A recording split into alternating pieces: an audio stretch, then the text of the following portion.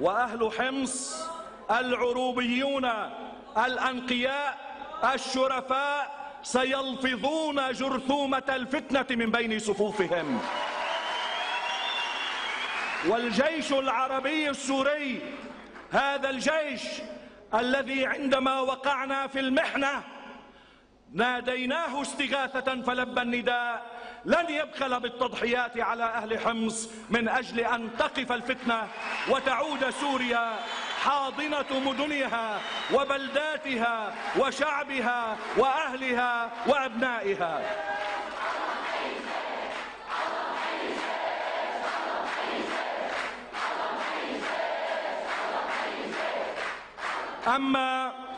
أما لعملاء إسرائيل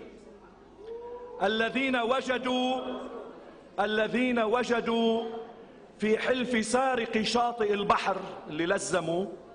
وسارق لون البحر اللي عملوا علم فرصتهم من أجل الانتقام من خط المقاومة العروبي، فنقول لهم إن مسيحيي الشرق الذين تنتحلون وقد انتحلتم صفة تمثيلهم لعقود من الزمن، على رأسهم هذه الأيام قامات تاريخية